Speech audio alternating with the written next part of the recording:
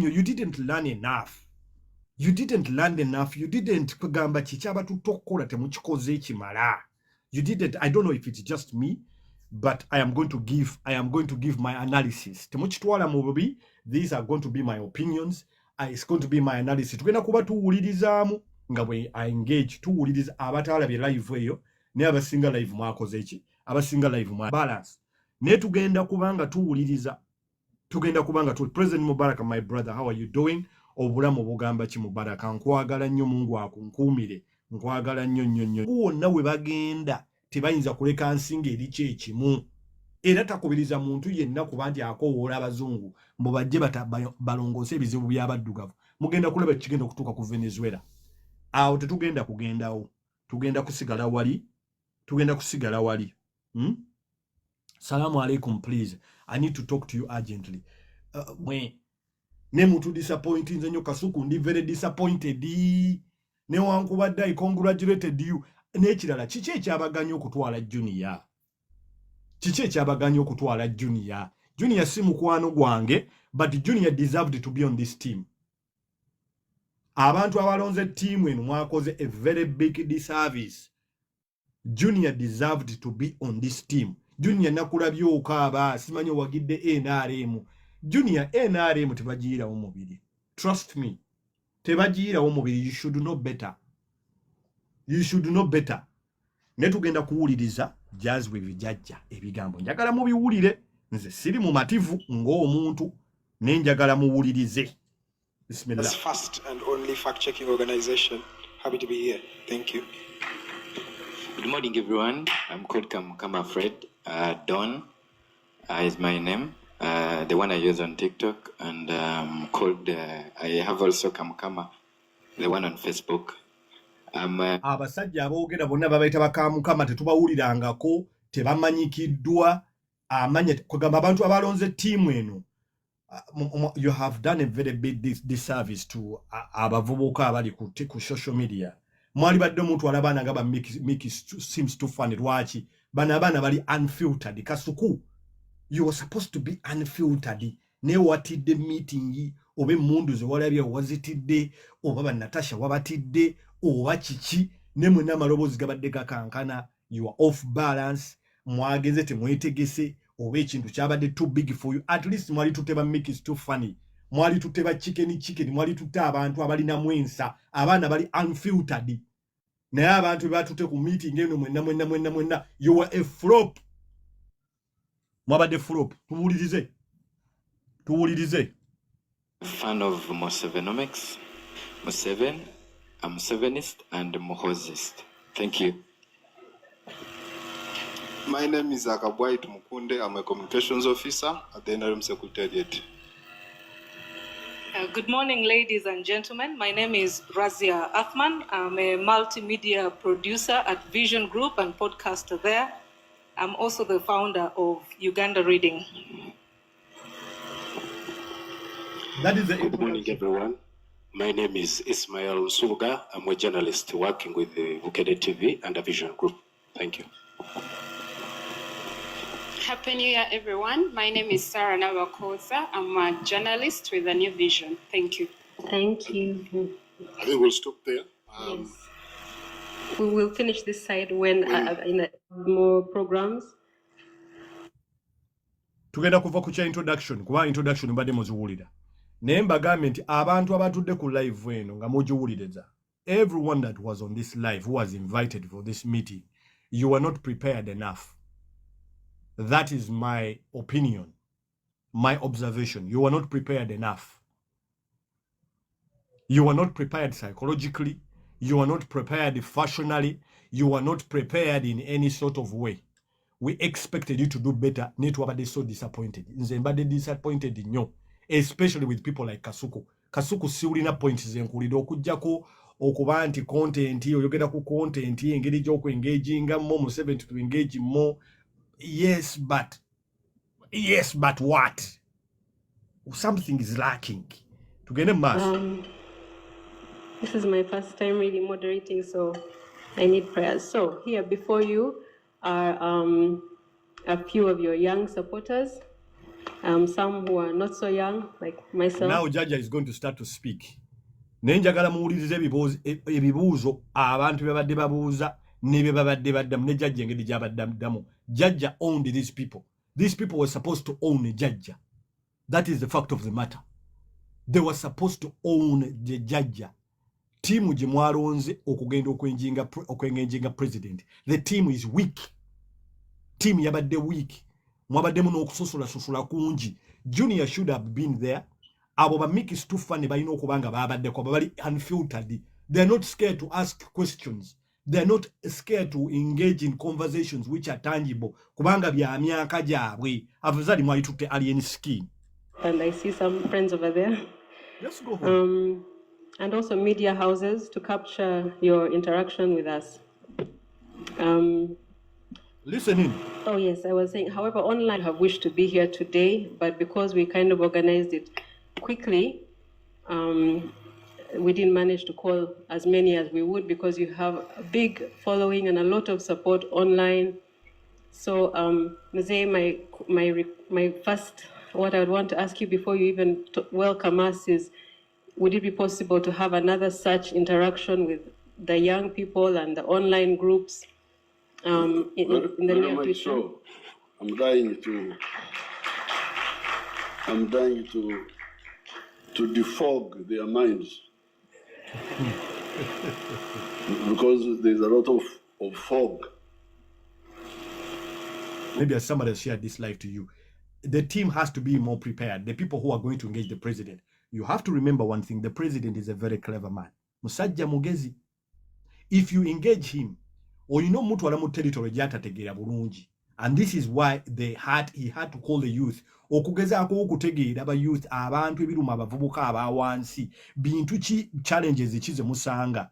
We were supposed to abantu abagenze ku gundi eno okubanga mwogera nnyo ku unemployment, mwogera nnyo ku protecting brands zammwe, mwogera nnyo ku bya corruption nga bwe balemeseza okufuna emirimu, nga ebintu bingi nnyo abantu aba bali waggulu be bagezezzaako okuteekawo okuleka abavubuka nga bali left behind, okwogera ku nsonga z'abakadaama, okugamba president lwaki tueducating abaana baffe abato ne tubatwala bakole mu nnyumba z'abawarabu. Those are the pressing things bye mulina okubanga mu pressing on kubanga abo bavubuka. That's what I'm saying. Nti abavubuka abasinga bagenze ku meeting eno ba Sean Styles, there was a lot of favorism. Bebe cool, if you are among people who selected these people, please, if there is another engagement, please take time. Mulonda abantu abasobola okwengaginga president on a level. Naye bano be mwalonze simanyi baani abamu tetubawuliranga nako. They're not even known. We don't know where they are. Simanyi influence, simanyi Musevenomics. Where are these people? When do they ever engage the public? They're nowhere to be seen. They're nowhere to be seen. They're nowhere to be seen. Abantu n'abamu tebamanyi ku articulatinga bintu. Bannange ya blogger. Do some time and watch some other people presenting their blogs and get some sort of confidence. Get some sort of omanyenti. How do you prepare yourself? Omuntu engaging omuntu kubanga talking to someone on camera is different than engaging someone live. How do you engage someone like that, a head of state? How do you engage them? Omukwato otya. Ekyo nno kikulu. Ekyo kikulu. Jobless millionaire. You guys have disappointed us. Kasuku ene ebadde penalty ng'obadde olina ojjukuba munda naye omupiira ogukubye ku muti. Kasuku. Yes. I need to put this on. Okay, thank you. Kasuku. Omupiira bakuwadde penalty nga penalty eri emu erina okugoba omupiira. Naye Kasuku omupiira mugukubye ku muti. Let us go on. Tuguwulirize. Tugende mu maaso. Mutu apinge screen musharinge live. With the young people, because the questions are many and always seeking advice. Thank you for hosting us or allowing us to come here today, Mzee. So today we just have a few questions that we're going to ask. We have a number, but we'll all ask one, and if you still have time, we might come around to asking a second question. The first question will come from Christine. N'ekirala abantu abalonze ba blog okugenda whether omuntu ali pro NRM oba ali pro NUP oba ali pro what, they should select bloggers from all across the board. Kuba mulimu ba bloggers abamu, yes, but opposition, and they could have even engaged the president better. Actually, these are the people that needs to be invited for this meeting. Kubanga banaba NRM obolede bammwe temubeetaaga omuntu oba wagira. In fact, I'm of the view bayireeta abantu ba bloggers abatawagira na NRM kubanga abo bebasobola okubuulira president amazima, bebasobola omubuulira ekituufu. The president should engage bloggers, especially those that don't support the government. Especially those that don't support the government. Kubanga already bali bamuwagira, they are just there to massage him. They will not tell him next time they select him. They should have even taken Luzi. Neluzi bali mutu tell. Okay. Thank you very much, Natasha. Your Excellency, it's a great pleasure to have this opportunity. Buli muntu ali kuno mbadde nkusaba otapinga screen live eno gigabe okole 5 or sharing it to 5 of your friends. Just 5 of your friends with conviction. If you feel like you need to tap, then share 5 people or 2 people only. We are 70 people. If you share 2 more sharings, that should make about 144 shares. To interact with you. My name is Christine Mawadri. First of all, I must thank you for spearheading the opening up of the FM stations way back in 1994. At the time, I was a very young person, and I was there to experience you actually opening one of the FM stations and private TV stations, which was Sanyo FM. 30 years later, I'm here now. And currently, I work with NRG Radio, which is a youth-centric station. It's not a radio. It's actually an experience where we put all the 3 facets of the Gen Zs in one place in order to reach them and understand them. So my question to you today is, Your Excellency, the creative sector is broad, and yet most times it is only the musicians, content creators who are considered as a whole sector. However, skills like IT, fashion design, baristas, chefs, artisanal arts, and the like, basically innovators and creators around the service industry, and we're talking about the young men and young women who are happy to be waiters, valets, and all these create jobs, are also part of the creatives. We're also talking about those who want to go into holistic health, like the masseurs, those who are into herbal medicine, and the like. Can the government have a deliberate effort to support local innovation so that we don't import these skills? Because we actually have passionate people and innovators who can do these jobs. Can there be a ministry for just innovation and the creative sector, sir? That's my question. Thank you. You said you must know where you are coming from.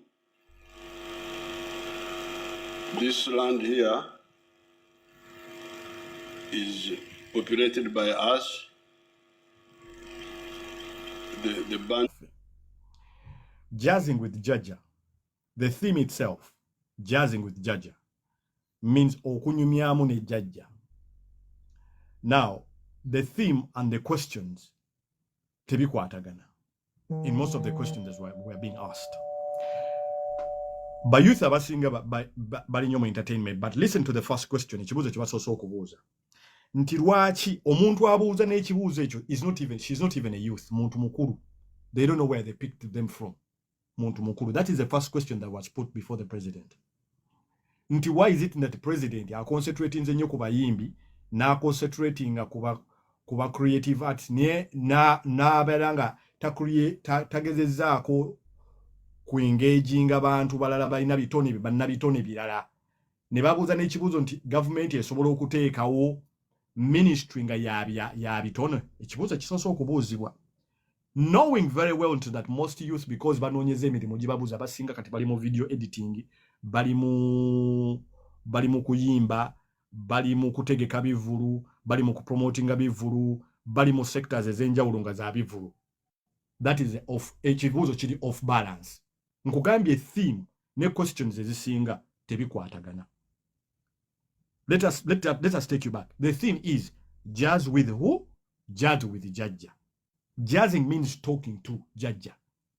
Lulimi lwa kivubuka okunyumyamu ne Jajja. That's the first question that was put towards President Museveni. President Museveni responds by saying, we have to know where we come from to know where we are going. Awakomye tugenda kutandikirawo. Please type the live. Share the live with 5 people if you can, with conviction if you want to, with conviction. Okuripoling ensi bebabbe abakwetoolodde abantu abagenza okujazinga ne Jajja mumubuulira amazima. Nze bannonde mbere ku timu emuwulire Jajja. Jajja gajjamu obuguma. Wallahi mubuuliza ne muganze president nkulaba obadde president waffe yes ensi yonna ekimanyi nti yes nti ye. Kituganye ffenna okubanga future zifudde bwe bubbi obukwetoolodde, obubbi obutuganye okufuna emirimu, obubbi amadagala mu malwaliro, obubbi obutaddewo unfairness ng'omuntu ateekayo application ku mulimu ng'omuvubuka tasobola kwekolera lwaki tetufuna tax breaks ng'abavubuka abataddewo emirimu gyabwe. Byebyo ebibuuzo mulina okubuuza Jajja. Kasuku wazze mu bya Luseke, Simeba kukwata engatto. Bogus Kasasiro. Bogus.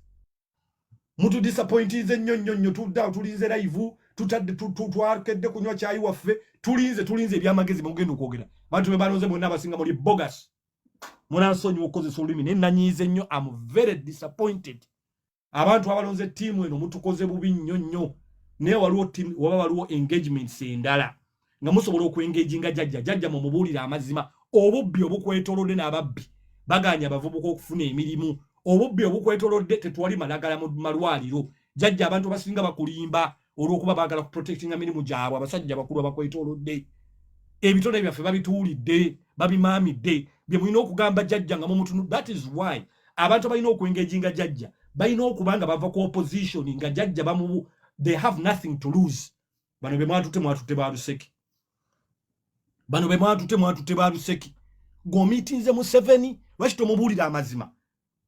Kubanga abantu abasinga Museveni tebamubuulira amazima. Abo bonna ababbi abasinga bali abo bonna mu mwalabi abasinga babbi tebamubuulira amazima. Omuntu ali mu office myaka 7 8 myaka 9 okola muki nga olwa bavubuka bamaze okusoma balina skills zaabwe be babayingira mu ezo office bagenze kutwala bano bakasuku ali awo atudde ayambadde ogusuuti. Mutwale ba junior geza akolongoose brand yo. Junior badde mu scandals nyingi nnyo ndowooza. Ate n'ekirala Junior nze sikuwagira toli mukwano gwange ne I think oyina potential okufuka. You just have to oyina just kufuna ba handlers bakukwate bulungi kubanga ne Jajja mu mubuulira amazima. Ebintu ebisinga muloza Museveni yabeera mu motoka aloza mu Uganda inaavuga emmotoka. Jajja mu mubuulira amazima. How can you meet the president oli mukutulaga ngatto mukutubu ebintu biri bogus? Mu mubuulira amazima ababbi abakwetoolodde baganye emirimu okubanga giri fair. Jajja mu mubuulira amazima. Ba bogus mulimu yo so bogus bano ba bloga be Uganda sibe ba bloga benda be mwatutabo n'abasinga bali bogus. Sima jobless million oli mukuze ebintu by'ekisiru. You on a high level meeting like that, you're meeting the head of state and you're talking rubbish. Eh? Tuliawo tulinze mulandinge punches. Jajja mu mubuulire nti ababbi bonna abasinga bali wano babbi. Mu mubuulire amazima. Muva mu bya Museveni economics. Abantu bali bubi abavubuka basomye emirimu tegirabika. Omuvubuka ateeka CV y'awantu olw'okuba tebamuyita tuyina omujuni omulimu n'agaana okugufuna. Baagala kuba bamugisha mirimu. Especially abavubuka abaganda. Kasuku oli musajja muganda. Yogera ogambe nti abavubuka abaganda ffe abasinga tetusobola kutuuka mu office ezimu lwaki olwa tribe yaffe. This is not trying to be tribalistic. Chovola bantu abavubuka abaganda basinga ba revolting towards this government. Why?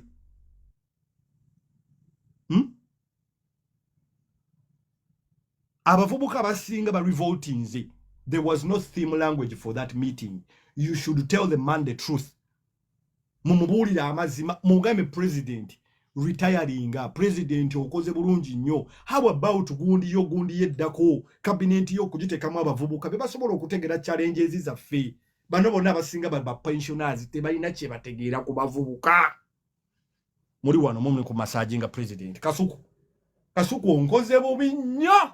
Onkoze bubi nnyo tugende maaso. Kasuku onkoze bubi nnyo onkoze bubi nnyo. Nabadde ngambe congratulations Kasuku naye onkoze bubi nnyo Kasuku onkoze bubi nnyo. Onkoze bubi nnyo. President mumubuulira amazima ababbi abakwetoolodde obutali bwenkanya buganya abavubuka especially mu central abavubuka bo mu central abasinga government tetutunuddeemu nnyo. Lwaki oteeka CV y'awantu olina jja bamuyita tulina omujunyi ne bamuwa ate Bukenya ne bamumma omulimu. Bye mulina okugamba president muli wano mutulimbalimba. Mbo wafunye omulimu yambadde obugatto mwambadde obukooti buno bw'okulumbe gasiya bogus. Want a master's degree that fits your life? Or one abo bonna basinga betolodde president abasinga ba pensioners basajja banaatera okufa. Omusajja baba wadde line kutuukirira president. Speak up your mind. No one is going to put you on again okuteka kunjegere nti olwokuba president wamubuuza ekibuuzo ekikambwe ennyo. President mumubuulire ebintu ebiri ku street zino street za internet ebiruma abantu. Mumubuulire muve byogamba simanyi nze president simanyi gundi wa Natasha simanyi brother wa Natasha. Nobody wants to know. Tewali muntu ayagala kumanya. Nikuli. Amulake tushidizi jenzi banange. Yade shimi banange. Mlete kifaananyi kyange. Abakulu bano bonna bali wano. Ngenda kufuna omukisa mbalage. Tetubaddeko. So that's why we was talking of the East African for economic prosperity. It must be economic integration in East Africa and the whole of Africa, a common market of Africa. We need a common market of Africa. We have started, and it's what we call CFTA.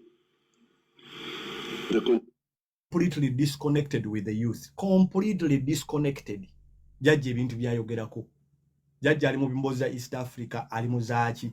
Before we talk about East Africa is a good initiative. Now let us talk about home.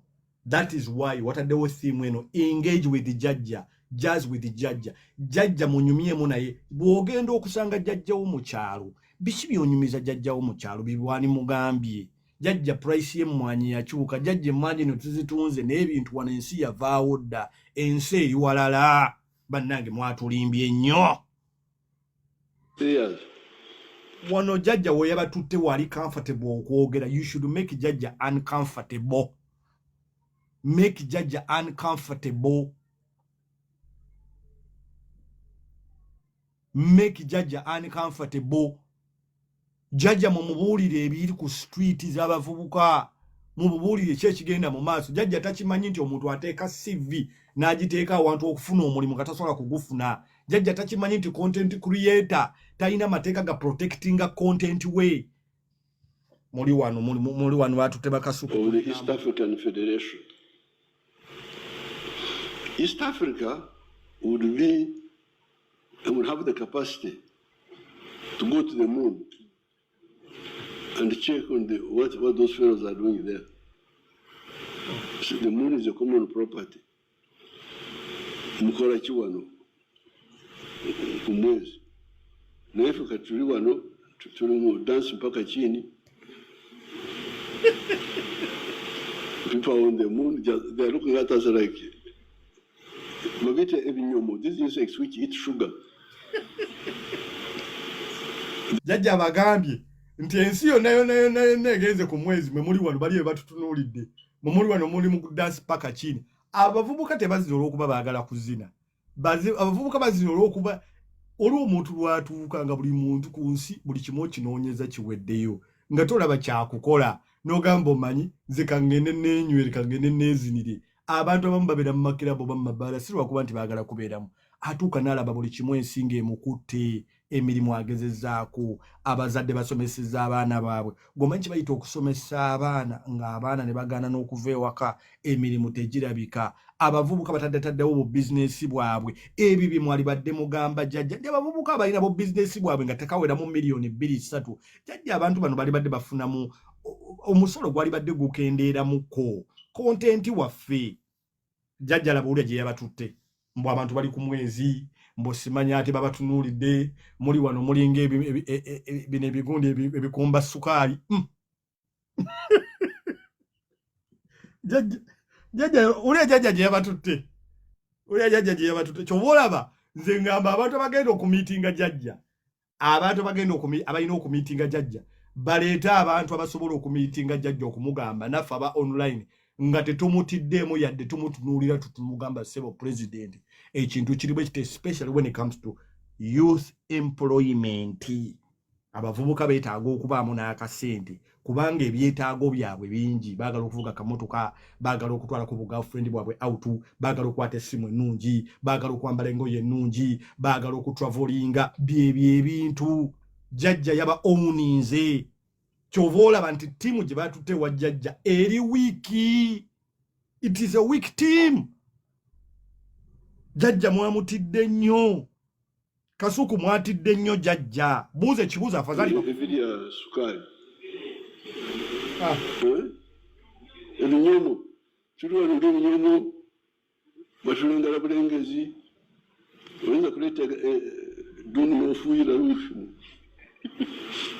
n'ebifo byonna n'okutegeera kibitegedde ani abisi so this is very dangerous naye kambaleetere ekifaananyi kyange you can continue Natasha they bring my okay. Our next question will be, thank you for your responses, Mzee, always very enlightening, always. I pray that they stick with us. The next question is from Hassan Chikomeko. Are you looking for a free learner driver app with everything you need built into one easy to access? Munasonyiwe advert. Hassan Chikomeko. I want to first wish a happy new year, Your Excellency. Chikomeko.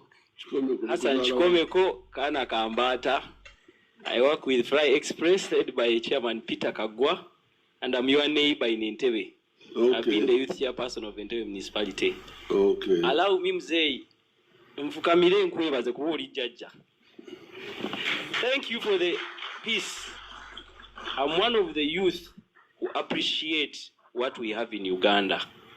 Webale nnyo nsaba Mukama akutukuumire nti akaseera ne we kali bakatuuse ng'ovuddeko olisigala okyawabula Uganda in terms of security and peace. Tulya, tunywa, tutambula byonna tubikola. Thank you very much. I want also to thank Madam Masera. If it wasn't her, I wouldn't have been here, for recognizing me. My question is, Your Excellency, having led Uganda for decades and having witnessed different generations, as Uganda prepares the next generation of leadership, what structures are you putting in place to ensure young Ugandans transition from dependency to productivity, especially in employment, skills development, and access to capital? Thank you, Your Excellency. No, it is what we have already talked about. For the capital, we have all these funds which we started, PDM, all those funds, they are there. For the beginners, for the richer ones, there is UDB. We have put quite a lot of money in UDB. And we're going to keep adding on.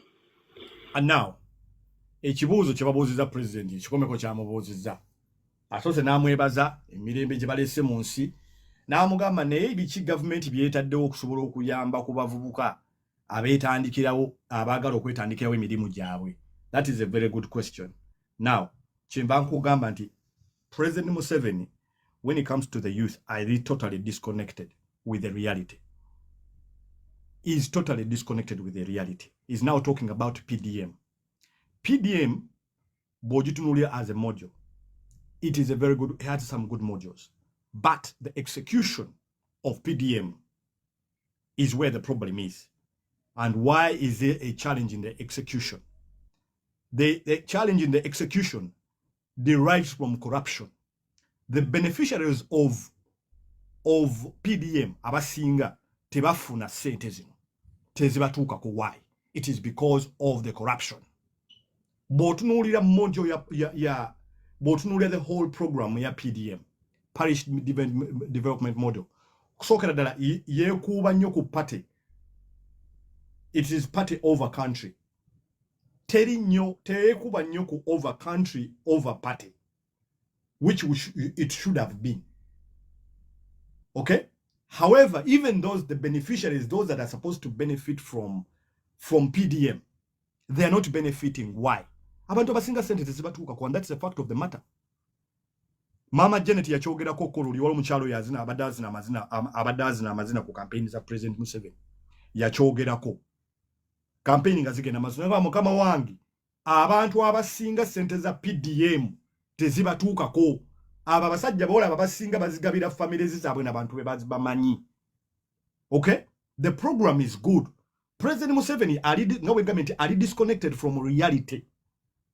It is either in support of these thieves or he's not, or he does not even know that these thieves exist in the first place. Kakati now President Museveni is a more unfiltered, uncensored. President Museveni, even if you have your people, abantu abali send us a PDM, it is a good program. Naeba na Uganda basinga, especially the youth. That money does not get to them. That's why I said the execution of the program is where the problem is. Kubanga funds we ziri allocated, abantu bali listed, but tezituka kwaba abantu. And this is what you should press the president on. President tumanyi, omanyi ababbi webali, omanyi PDM wajikola kyekino kya omuvubuka kyamubuuziza nti programs kize mutaddewo okuyambako nti tulina simanyi World Food, simanyi tulina PDM, tulina different programs, tutaddewo funds, naye funds ezo abavubuka abasinga tebazifuna. This is uncensored mindset.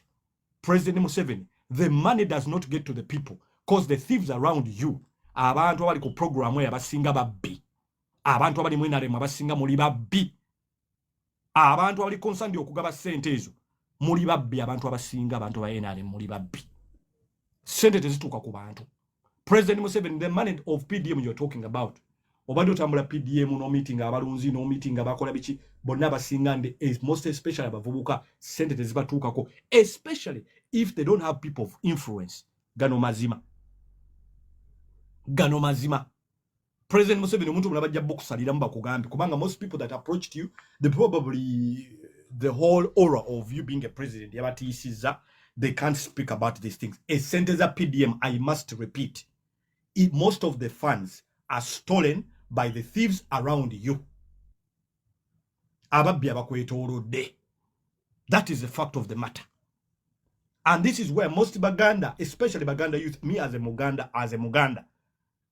abasinga sente zibatuukako, especially in the central. That is why most Baganda youth have revolted against your party. Kubanga balabanga tebayambiddwa. Ago mazima. Esente zisinga President Museveni zayogeddeko with the judge. That money is stolen by the thieves around Museveni. Yuchonchiddamu nga sikirumamu. This is what they call now engaging with the judge. Because we know judge people record these things for you. I am mindset, I'm telling you from the word of mouth. You've been told kularis about what kugamba, abantu babadde bakabantu sente zibano releases, and the sente ziri mekazino just 1 million. But if one person steals million 10, ababye sente z'abantu a million in number. Tugende mu abantu 10, tugende mu maaso. Judge uli angali disconnected, totally disconnected. That is why judge yetagisayo ka engagement nga bafa abali ku online fa ababadde kuna basobola okumubuulira amazima. Aba Kasuku bye bine ebintu byo wali badde oyina okwogerako. Va ku byoluseke ne bakuwa akakooti n'obugatto. Bogus. Tugende mu maaso. We are engaging with the judge.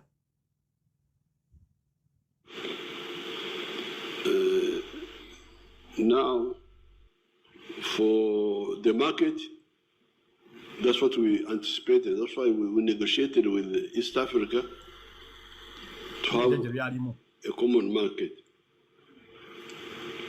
For infrastructure, you see what we have been doing. Electricity, the roads, now the railway. Government President Museveni. Programs Zaleta, most of the programs are very good on paper. But ebintu bya NRM ebisinga bifira mu kibayita execution. Because the executors, abantu abalina executing powers ezabasinga, they have no idea what they are doing. They have no idea. Balina selfish interests. That is why me am of the view n'abantu abasinga okuwagira NRM abasinga basembera President Museveni. They don't support NRM. They support the benefits that come from NRM. They support the benefits that come from NRM. Ebintu byonna jajja byayogerako, they sound very good.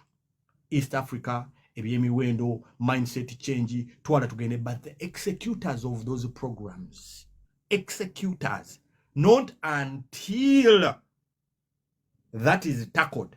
Programs zonna zijja kusigala nga ziringa obutabo onoosoma akatabo akalungi oba n'osoma ebbaluwa ennungi omuwala ng'agikuweereza naye ng'omuwala muyaayi naye ng'omuwala awandika ebbaluwa. Thank you, Mzee.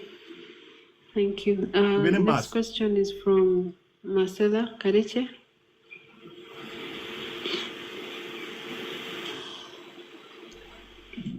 Have you heard? The government is funding local degree courses. The government is now providing fully funded university degrees in top cities like London, Birmingham, Manchester, and Leeds. And you don't need any previous...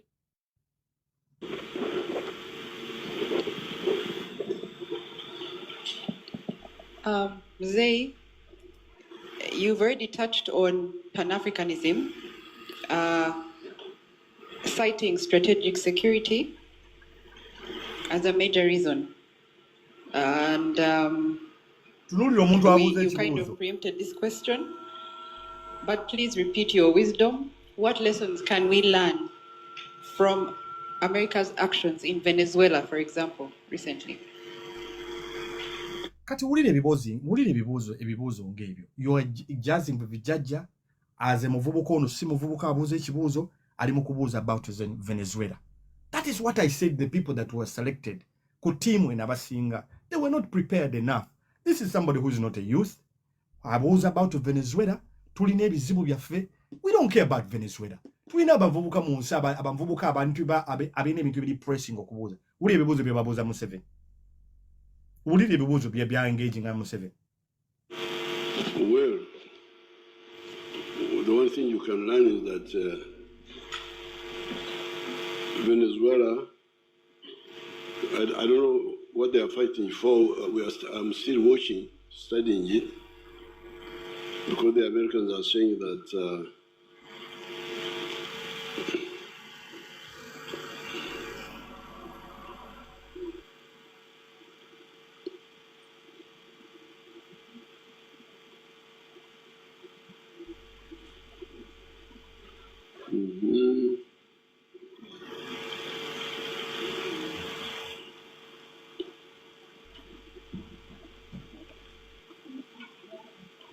this was the Uganda August of June. Ndowooza muwulidde. Abantu abagenza okubuuza President Museveni ebibuuzo babuuza ku Venezuela, East Africa. It's what we share that keeps us together. Remitly, every transfer brings you closer. You inspire all of us, Jose. We're almost coming to the end, and if you do give us time, if you do have time, I can ask like 3 more people to just add on. But for now, we have just 4 questions left. One from Mr. Nyangweso, one from Musa Sekamanya, one from the head of the PPU, Sandra Walusimbi, and I wanted to ask something about the PDM if we have time. But let's first hear from Mr. Nyangweso. Now, you see, this is a whole complete waste of time. To be honest with you, you can run through this whole thing, starting from the moderator. I think the moderator should be someone who is not even close to the president. And I think the theme yes, we need to know if the president is engaging people online, what is expected. Get people who are online, who are not intimidated. Abantu abatatidde abatajja kutya kubuuza president, because most of these people turned up for photo opportunity abasinga nga bwolaba Kasuku. Nze Kasuku, to be honest with you, is either you're not prepared for this meeting, wabadde too excited, oyinza okubanga maybe it was too big for you as well as a person. So nkyakyebuuza muli Mr. Rwanga nkulabyeko wano ng'oweereza requesting, mbadde njagala kuwuliza byo feedback naye nga abantu abasinga abamiitinga Museveni Museveni mumubuulira amazima. Museveni ali totally disconnected with the reality ey'abantu, totally disconnected. Ebintu ebigenda mu maaso mu nsi tamanyi challenges z'abantu, tamanyi abantu malwali, abantu bakamalagala, tamanyi unfairness eri mu mirimu, tamanyi struggles z'abantu ba bulijjo. Because when you stay in power for too long, like they've stayed in power for far too long, they become so complacent nti ebintu ebisinga ebya reality eby'abantu ng'abantu tebali engaged n'abantu, kumanya abantu biki struggles abantu zibayitamu, especially having a very young country. Lwaki abavubuka ba revoltings ennyo? Lwaki abavubuka bali very concerned? Lwaki bakambwe nnyo? Abavubuka beetaaga kuba keepinga busy kubanga bafune ssente. Hello boss wange, ogamba otya muganda wange Kofi? Afazali mwali tuteba Kofi ne ba meetinga president. Bavubuka bali knowledge, balina confidence, bali eloquent. Mwagenze kutwala batembeeyi. Ndabya abavubuka nga sibalabangako, sibawulirangako, banze ku online zatabeerako. Naye abantu abasinga ba engage nze judge, especially from the blogger side, bannange you have not made kugamba mutuletinze down. Kasuku bw'ofuna opportunity endala, simanyi nti oba onoogifuna naye bw'onoofuna opportunity endala. Mwami Lwanga nakulabyeko wazzeeko ko wano. Abantu abangeginga president, please mutwale obudde mwetegeke bulungi, mumanye ebyokubuuza, babibuuza batya. That's a very high level meeting. Eringa bona kuwa penalty nga mugenda kutwala ekikopo, penalty mwenna mwagikubye ku muti. Ndabyeko wana naite Kofi nkulabyeko, mwami Charles Rwanga nkulabyeko. Charles Rwanga weereza request ombuulire batufune feedback mu bantu. Mu meeting mwagitegedde mutya okubanga oli ku high level meeting ngeeyo ng'ofunye omukisa ogufaanana bwe gutyo, ng'oli youth, bintu ki ng'obadde olina abantu, ng'oli influencer bye wandibadde oyisaawo. Natasha Museveni first daughter, waliwo abatembeeyi bangi nnyo bakwetolodde abalonze lisiti bagikuleetera. Ne muleka abantu nga Kasire should have been on that panel. Waliwo abaana bato bali self-taught mu journalism, Kasire, Yugaman. These are people that can engage the president, bali eloquent. Naye obuzibu obuli e Uganda, ebintu tubikola kye kimu, tulina abatembeeyi bangi nnyo, tulina kye bayita ba village excitement. Absolutely, Kasire yali badde ali ku list eyo. Kasire should have been on that list. Kavubuka kali eloquent, katwala obudde ne kawuliriza. Ate kalina street element, ate amawulike gageesomesa, kabeera mu bantu. Alafazali mwali tuteba alien skin. Naye kati waliwo abatembeeyi abali okumpi ne Janet abali kumpi ne Natasha Museveni, abatembeeyi buli muntu yenna bamutaddeyo baagala kumulyako. Meeting yabadde about money, not finding solutions. abasinga ba meetings the president babadde batunulidde kya ssente. But that is a very high level meeting. Oku meeting a head of state.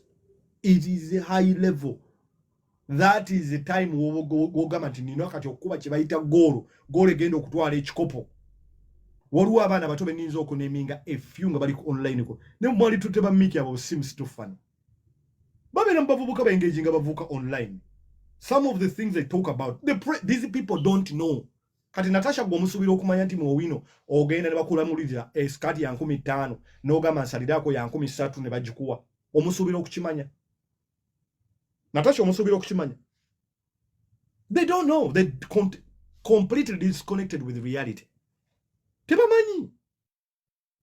I'm telling you tebamanyi abantu abasinga bo Natasha bonna abasinga. Kati Natasha yewe yatumya online. Ne bafuna babroka. Babroka abo baina abantu baabwe. Abantu baabwe abo nga bamugamba muganda wange ojja kufuna tunene etagaye miliyoni ebe miliyoni ebbiri. Ne babaleetera abantu bagenda okubuuza bibagala okuwulira ne babawa n'ebibuuzo. Somebody is telling me you are not informed. What is there to be not informed about? We have all heard, we have all seen. The meeting was bogus. The meeting was bogus. Ask most people who are here, who are so excited about this life. This is the head of state, engaging abantu book online. But influencers, they were not influencing anything. They were owned by the man. Someone is telling me you're not informed. Are you silly? It is because you're not part. I was not asking you to be part, because I don't even want to be part. Let me respond back to you. I'm very far from the country. But the people that Museveni owned, these people, he owned them. He owned them. They didn't turn up. Somebody is saying it is because I was not on the panel. How can I be on the panel if I'm not even in the country? Now we were all excited, thinking, okay, let us wait for these influencers and see how much they're going to influence this man. Have we gotten anything? Yeah? The meeting was bogus 100%. It was bogus. Most people that meet the president are single.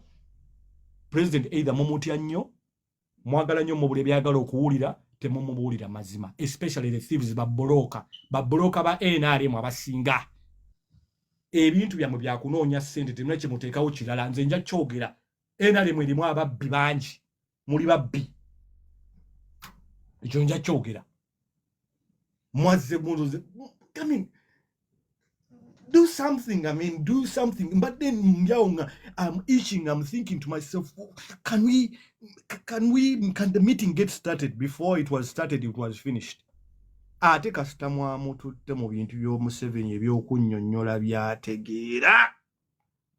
We nategeredde ne ngamba temuwedde. Awo ntegeredde ne ngamba temuwedde. Museveni kasita omuteeka mu department gy'ategeera nti kunnyonnyola. Muwedde.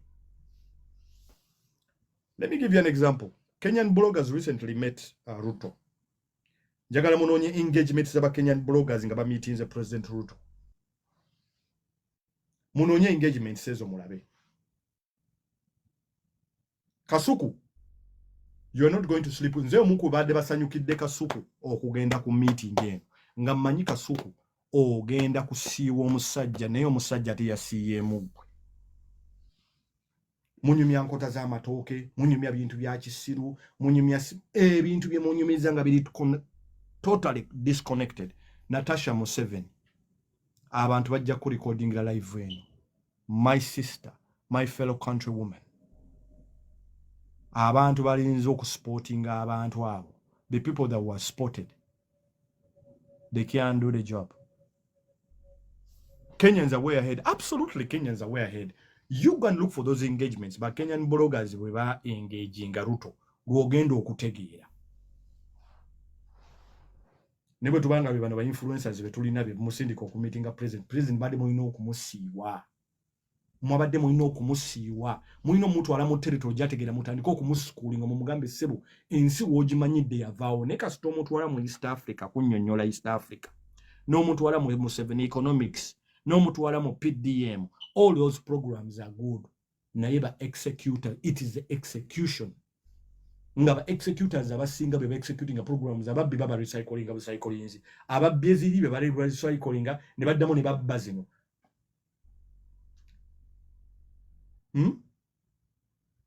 Kumunyo nyongera babadde balina okumusiiwa. President babadde balina okumusiiwa mamuyira amazzi g'omunyango bamugamba ssebo byolimu ebya 1986 nzima pan-africanism ensi yavaawoda program zonna zoleeta president nnungi naye president tulina obuzibu wano engaba y'emirimu walina okubawo n'etteeka nti abantu okugaba emirimu balina okulaga criteria badvertising emirimu mikyamu. President olowooza amanyi waliwo etteeka mu gavumenti gamba nti emirimu balina ojja advertising n'emirimu egisinga gye badvertising baba baagigabye edda. Ebyo tebamanyi. President tamanyi